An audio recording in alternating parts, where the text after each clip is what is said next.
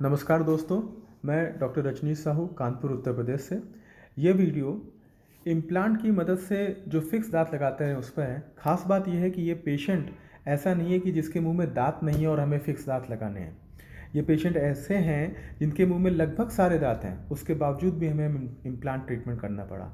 उसका कारण यह है कि आप सबने बहुत कॉमनली सुना होगा कि दांतों में एक बीमारी होती है, इसको पायरिया बोलते हैं, इंग्लिश में पेरियोडोंटाइटिस कहते हैं। तो पायरिया की वजह से क्या होता है कि हमारे दांत बड़े कमज़ोर हो जाते हैं, हिलने लगते हैं और उनमें लोड लेने की क्षमता नहीं होती। तो देख सकते हैं इनके मुंह में सारे ही दांत हैं लगभग, और उसके बावजूद ये जो दांत हैं, जैसे ऊपर के आर्च में देखेंगे तो केवल एक दांत मिसिंग है और बचे हुए सारे दांत हिल रहे हैं।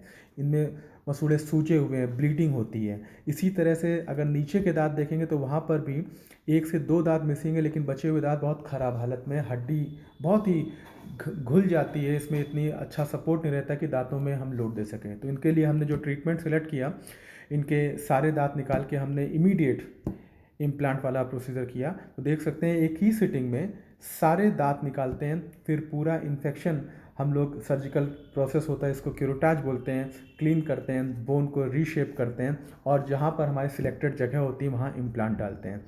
ये देख सकते हैं कि ऊपर के जॉ में इस पिक्चर में दिख रहा है कि हमने 10 इम्प्लांट डाले हैं और जहाँ ज़रूरत थी वहाँ स्टिचेस दिए गए हैं।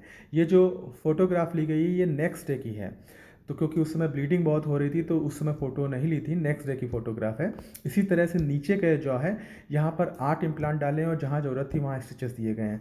तो ओवरऑल इस पेशेंट के मुंह में हमने 18 इम्प्लांट डाले और ये इम्प्लांट को हम लोग कहते हैं कॉटको बेसल इम्प्लांट या बेसल इम्प्लांट। इनकी खासियत ये होती है कि इसमें हम immediately within 3 days final bridge दे देते हैं, फिक्स दांत लगा देते हैं और पेशेंट खाना पीना स्टार्ट कर सकता है।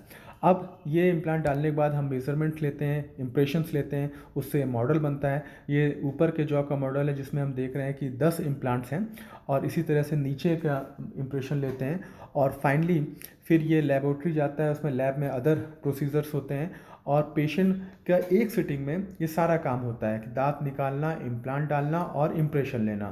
फिर नेक्स्ट डे 24 घंटे के बाद हम दोबारा बुलाते हैं, जिसमें ये मेटल का पूरा फ्रेम बन के आता है ऊपर और नीचे के जॉ का, जिसमें हम फिटिंग देखते हैं और फर्दर जो दूसरे मेजरमेंट होते हैं फेस के अकॉर्डिंग, दांतों के साइज़ का, शेप का, उसके कलर मैच का, वो सारी चीज़ें करने के बाद उसके नेक्स्ट डे, मतलब कि ये जैसे कि हमने 48 घंटे में प्रोसीजर कंप्लीट किया, तो मैक्सिमम हमारा टाइम ये होता है कि 3 दिनों के अंदर ये हम दांत लगा देते हैं। ये फाइनल दांत हैं और ये नीचे के ये फाइनल दांत हैं, ब्रिज हैं, जो कि हमने पेशेंट को लगा दिए हैं 72 घंटे के अंदर और पेशेंट उसी दिन से खाना पीना भी स्टार्ट कर सकता है।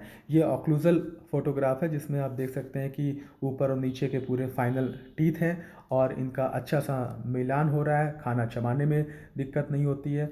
ये सर्जरी के बाद का एक्सरे है जिसमें हम देख सकते हैं कि इम्प्लांट लगे हुए हैं और इम्प्लांट के ऊपर ये ब्रिज लगा हुआ है और दिस इज़ परमानेंट ट्रीटमेंट है।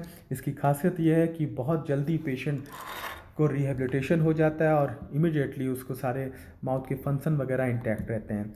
ये फोटोग्राफ है कंपैरिजन की, पहले की और बाद की। तो पेशेंट की जब स्माइल आती है तो उससे हमें अपना वर्क सेटिस्फैक्शन मिलता है और पेशेंट की स्माइल से हमें खुशी मिलती है। Thank you very much for watching this video. Thank you.